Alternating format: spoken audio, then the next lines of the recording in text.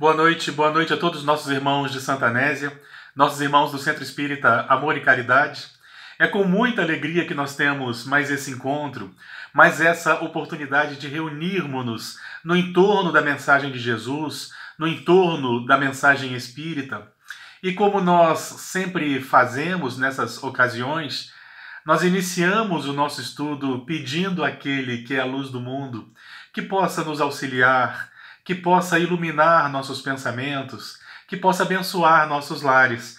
Nós que já há mais de um ano, todos nós fomos convidados a trazermos a instituição espírita para dentro dos nossos lares. Todos nós transformamos os nossos lares, mesmo que por alguns instantes, nós transformamos nossos lares nesse educandário maravilhoso que nós encontrávamos na instituição espírita.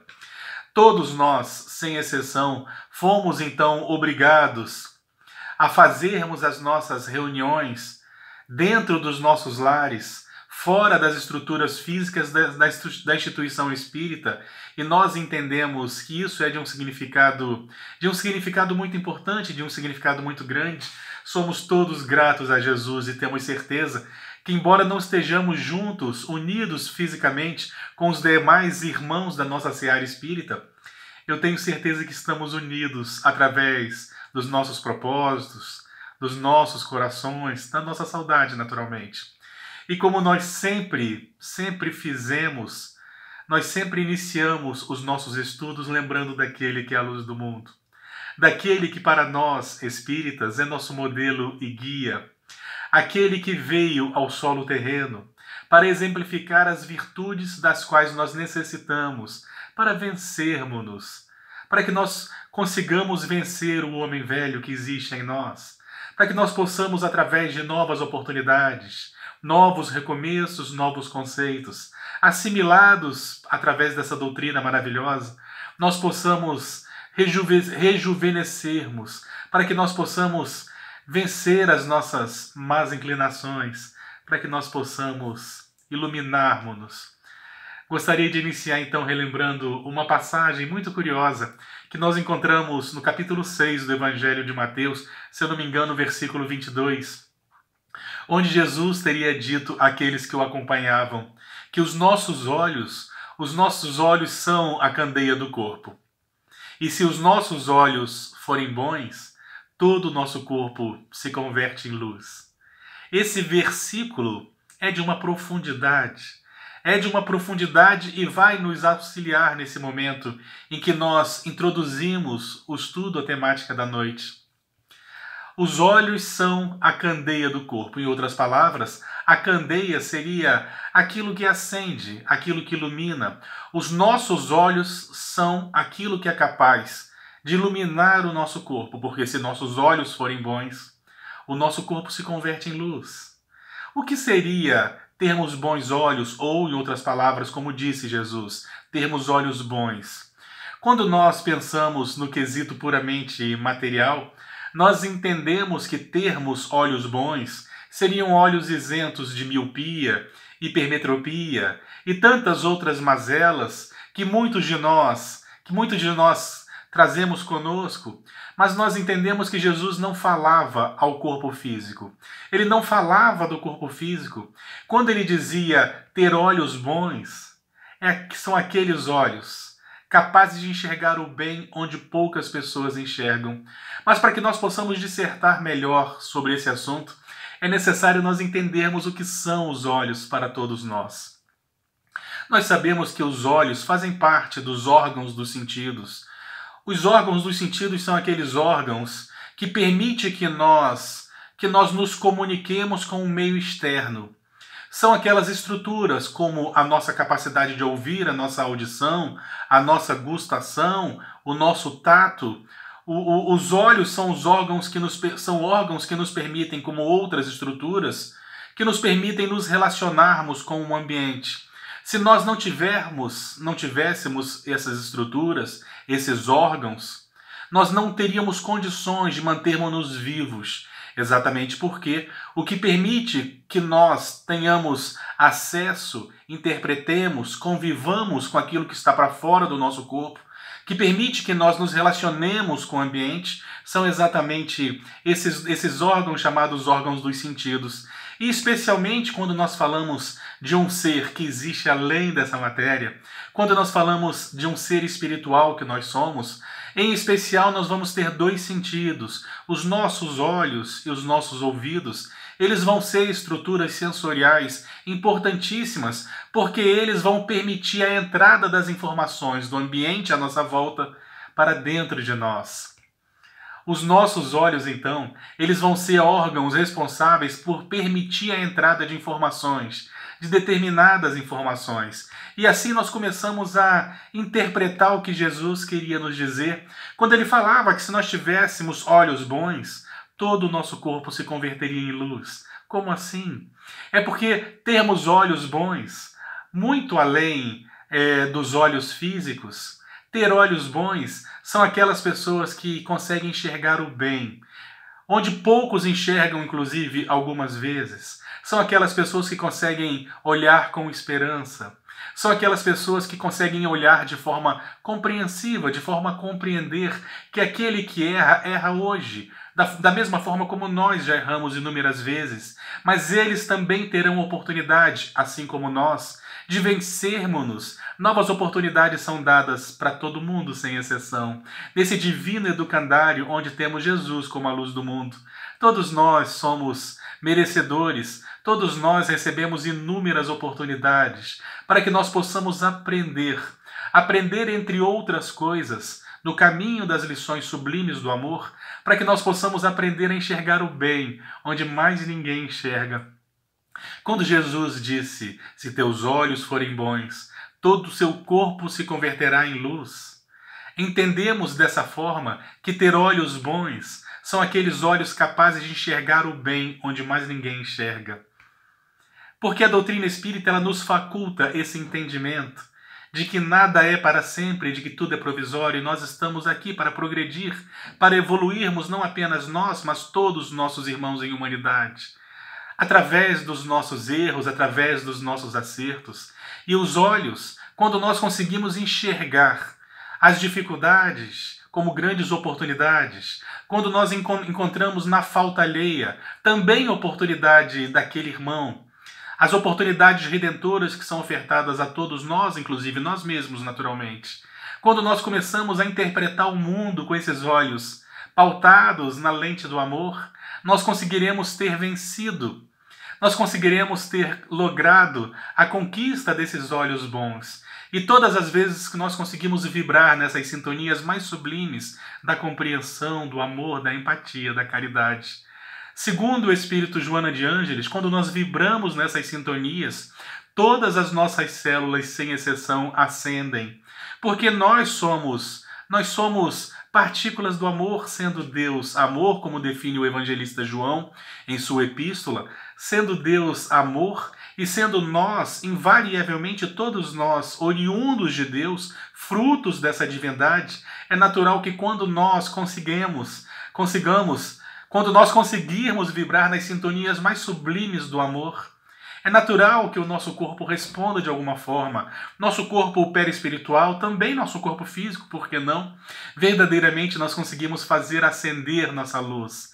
Então, quando Jesus nos convidava, quando ele nos fazia o divino convite, faça brilhar a vossa luz, é para que nós pudéssemos vencer através das armas que o amor nos oferece. Que nós pudéssemos vencer através do altruísmo, da compreensão e da caridade. A única forma de fazermos a nossa luz acender, como preconizava a mensagem de Jesus, é quando nós acendemos essa luz dentro de nós mesmos. E aí vai uma curiosidade. A luz que nós acendemos dentro de nós mesmos é a única luz que não faz sombra. Meditemos. A única luz que não faz sombra é a luz que nós acendemos para dentro de nós mesmos. E Jesus nos convidava, então, faça brilhar a vossa luz, para que nós, através dos bons olhos, e por extensão nós interpretamos também bons ouvidos, que nós saibamos enxergar o bem ou escutar o bem, que nós possamos aprender a ver o bem onde mais ninguém consegue. Existe uma crônica muito curiosa. Essa crônica relata que Jesus estaria caminhando naquelas regiões desérticas com seus discípulos, quando existiria no meio do caminho um cavalo morto. E como Jesus era o serra-fila, caminhava por trás e os seus discípulos iam na frente, os primeiros a passarem pelo animal morto começaram a tecer críticas do tipo: que absurdo! Quem deixa um animal em putrefação na margem do caminho? Como pode? Que dê a administração pública que não vê isso? Que absurdo terem deixado esse animal em decomposição que logo vai atrair as moscas e outros parasitas. Que absurdo! E todos aqueles personagens foram tecendo seus comentários. Relata-nos nessa crônica, então, que Jesus, ao passar pelo animal, ele teria dito algo do tipo: que belos dentes possuía esse cavalo. Conseguiu enxergar a beleza onde os outros só enxergaram podridão. Naturalmente que é uma crônica para nós refletirmos, sermos capazes de encontrar coisas boas mesmo nos momentos mais difíceis, nas provas que atravessamos, porque eles existem, porque elas existem. Nós não estamos aqui para buscarmos encontrar aquele paraíso mitológico da ociosidade, é claro que não. Nós estamos aqui para vencermos-nos, principalmente através das dificuldades, das provas, da luta que travamos contra nossas más inclinações. E nos momentos em que formos assaltados pela dificuldade, que nós sabemos encontrar as belezas, que nós saibamos encontrar, saibamos encontrar o bem que se oculta naquilo que nós comumente usamos para reclamar, as provas propriamente ditas, dificuldades, aquilo que nos assalta vez por outra, nesse educandário chamado de mundo de provas e expiações. Vez por outra nós somos assaltados por grandes dificuldades. Então termos olhos bons, são aqueles olhos capazes de enxergar o bem onde mais ninguém enxerga. Capazes de enxergar nos nossos irmãos em humanidade as suas virtudes.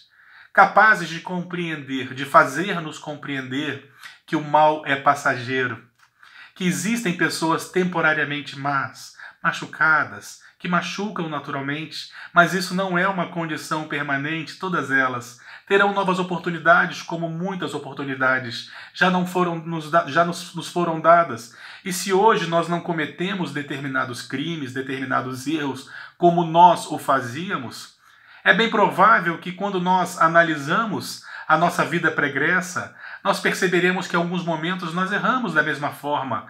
Erros que hoje nós não erramos mais, não quer dizer que nós nunca os tenhamos cometido, porque estamos todos nesse educandário e não existem privilegiados entre nós.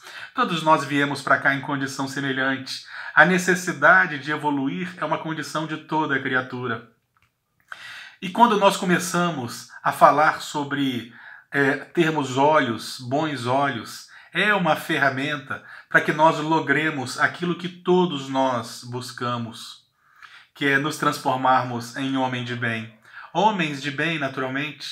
Todos nós estamos aqui travando verdadeiramente esforços para que nós possamos vencer as nossas más inclinações, para que nós possamos nos robustecer na fé, na certeza de que as adversidades e as pessoas difíceis que cruzam nossos caminhos são necessárias para todos nós, sem exceção, porque não somos privilegiados. Inclusive, nós sabemos que não seria privilégio nenhum se não existissem pessoas ou momentos difíceis em nossas vidas. Muito pelo contrário.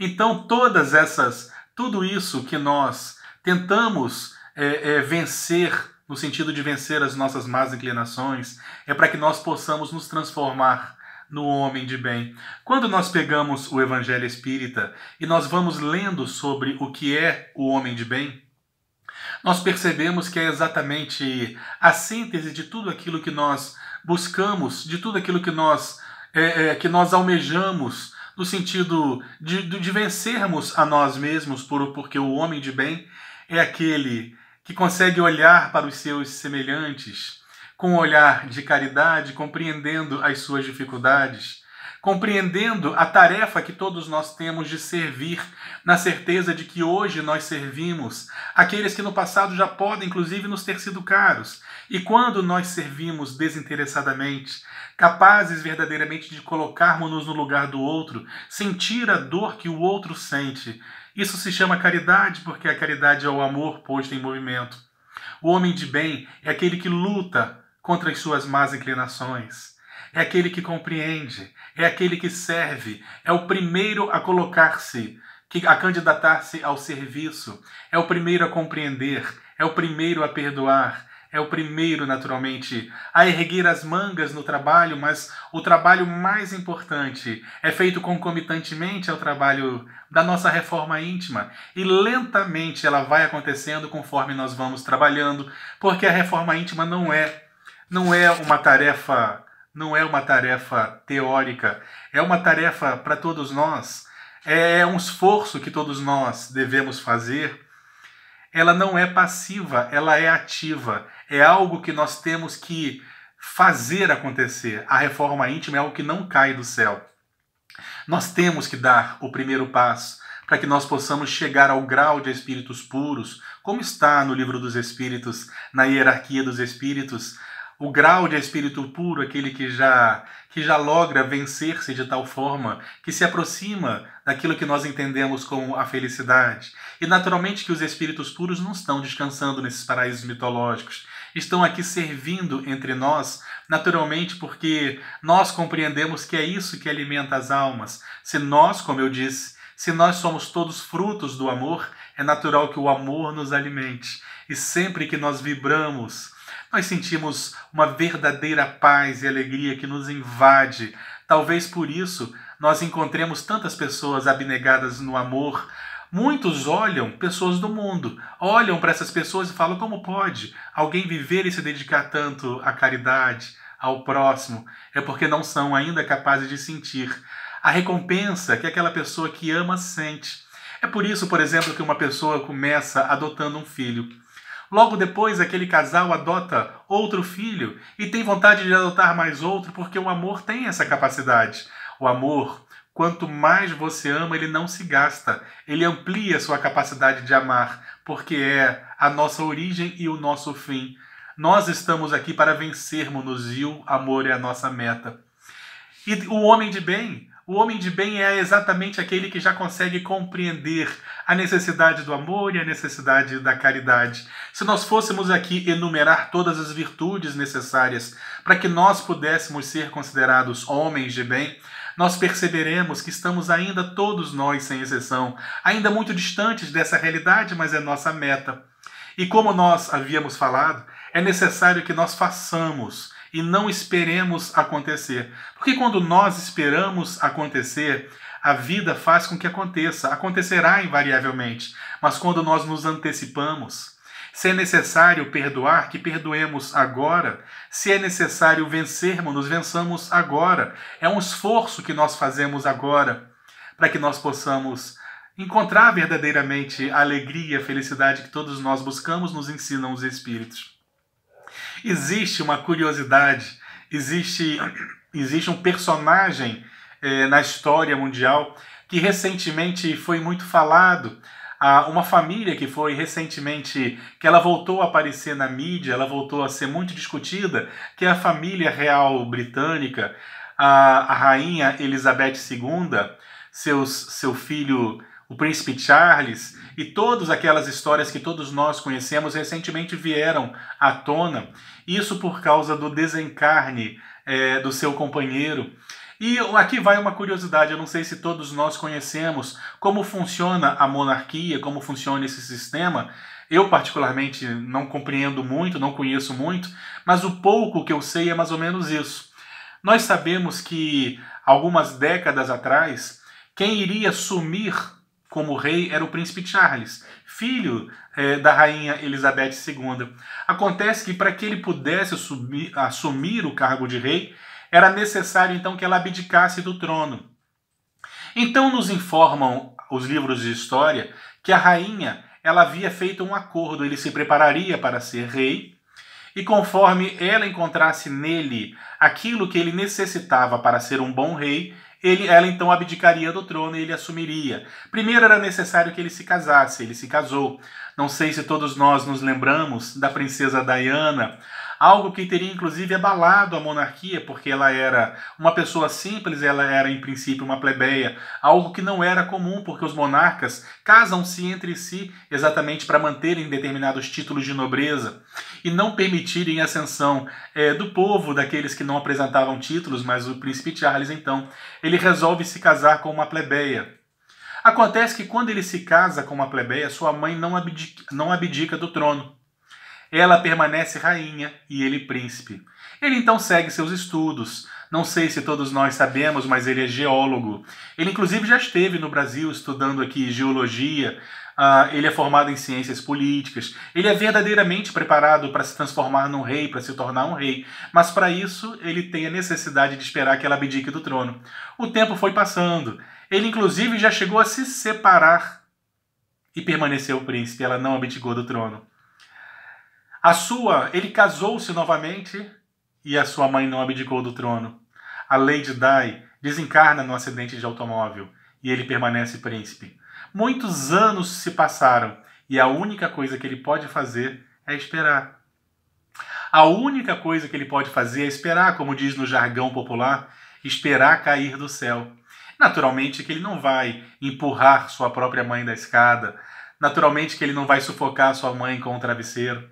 Para que ele se torne rei, a única coisa que ele pode fazer é esperar. Nós usamos essa história para nós falarmos exatamente de um comportamento nosso, que nós apelidamos então de Síndrome do Príncipe Charles. Todos nós estamos esperando cair do céu alguma coisa. A nossa reforma íntima. Estamos esperando que caia do céu o perdão que nós devemos dar. Nós esperamos cair do céu aquilo que nós devemos fazer.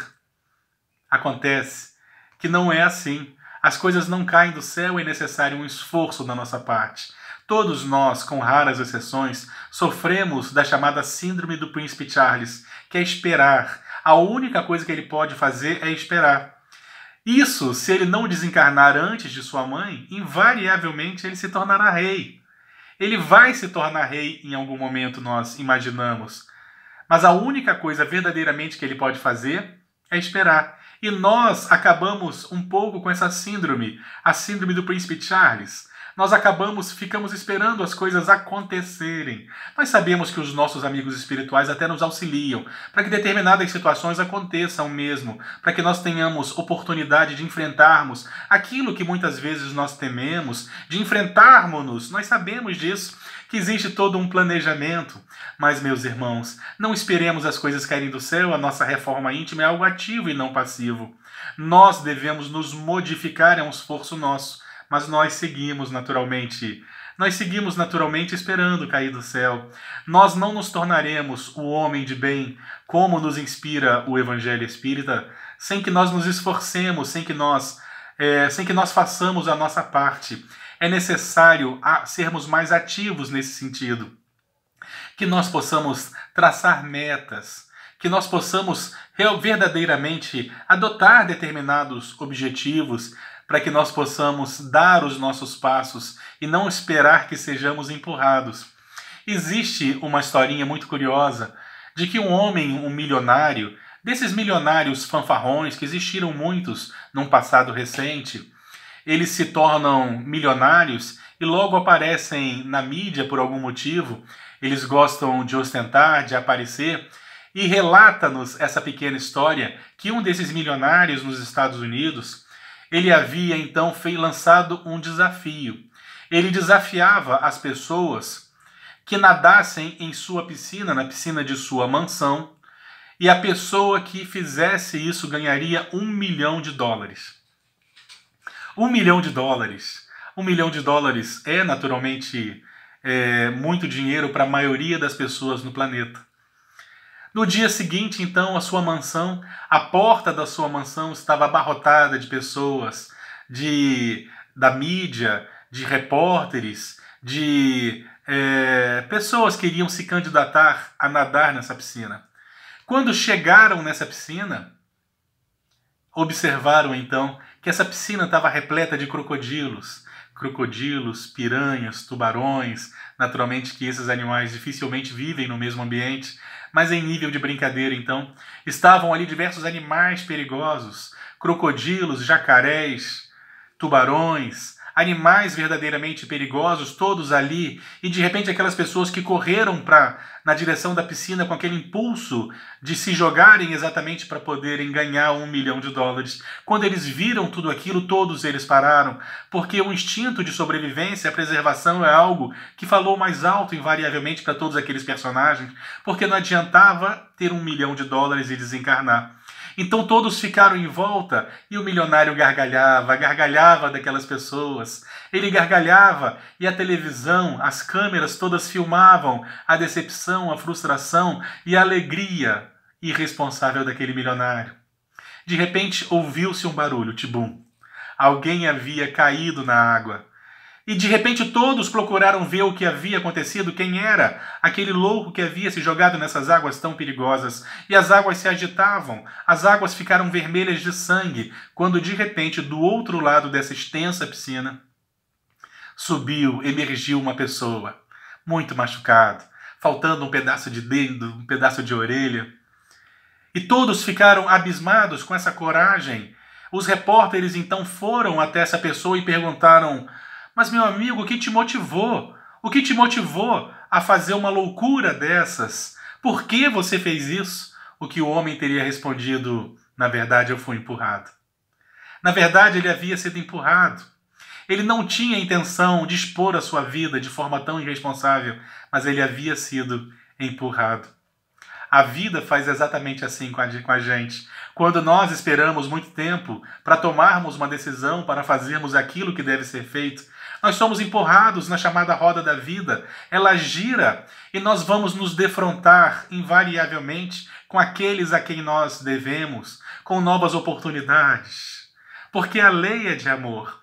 Então a roda da vida gira. E nós, que hoje nos encontramos por cima, amanhã poderemos estar por baixo. Aqueles que se encontram por baixo, amanhã poderão estar por cima. Mas a roda da vida gira invariavelmente para que nós tenhamos novas experiências, novas oportunidades. Não esperemos ser empurrados. Vamos fazer aquilo que nós devemos fazer e nós já sabemos o que deve ser feito. Exatamente no caminho da construção do homem de bem, todos nós já sabemos o que deve ser feito. Comecemos exatamente como nos ensina Santo Agostinho, analisando-nos durante o dia. Vamos analisar nossos comportamentos. Vamos aprender então a voltarmos os nossos olhos para dentro de nós mesmos, para que nós possamos nos conhecer, conhecendo as nossas más inclinações, que nós possamos modificá-las.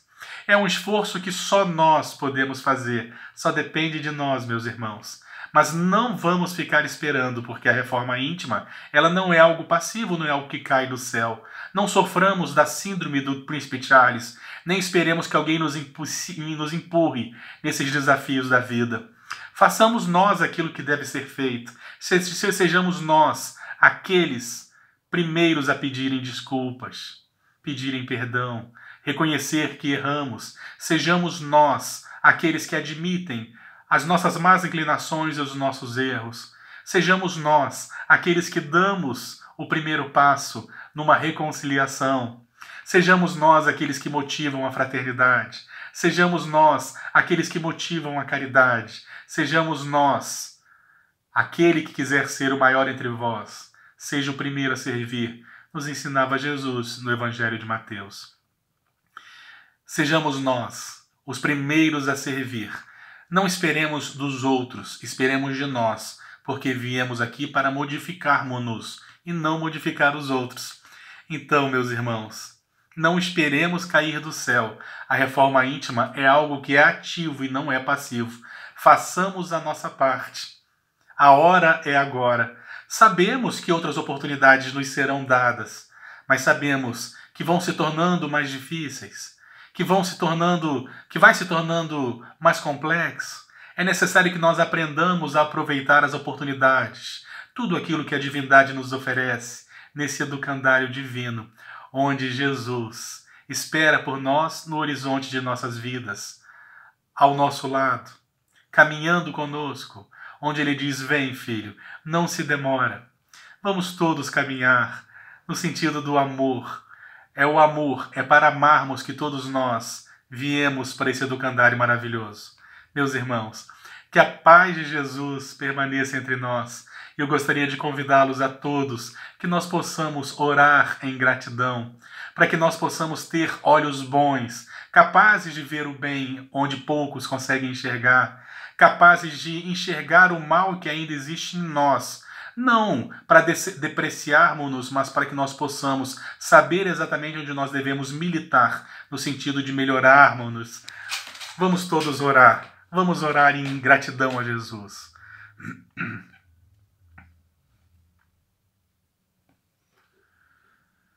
Jesus, divino guia de toda a humanidade, Tu que és a luz do mundo, Senhor, te pedimos que a Tua luz possa nos envolver nesses instantes, iluminando nossos lares, clareando nossos pensamentos. Ilumina-nos, Senhor, para que nós possamos enxergar o nosso semelhante, para que nós possamos enxergar aquilo que nós devemos fazer. E dai-nos força, Senhor, para que nós façamos, para que nós possamos nos vencer, para que nós possamos aprender a amar. Te agradecemos, Senhor, por tudo aquilo que nos é ofertado. Te agradecemos pelo pão nosso de cada dia. Te agradecemos pela saúde, pelos nossos amigos, por nossas famílias, pelos nossos lares. Te agradecemos pela oportunidade, Senhor, de nos reunirmos em Teu nome. E te pedimos ainda mais, Jesus. Eternos pedintes que somos da Tua misericórdia, nós gostaríamos de pedir por aqueles que não estão conosco nesses instantes, aqueles a quem nós mentalizamos, amigos, familiares, que todos de alguma forma possam se sentir na Tua presença, amparados por Ti, Jesus. E primeiramente em nome de Deus, nosso Pai, em Teu nome, Jesus, divino guia de toda a humanidade, e dos nossos amigos espirituais, nós possamos encerrar esses instantes de meditação e prece. Obrigado por tudo, Senhor.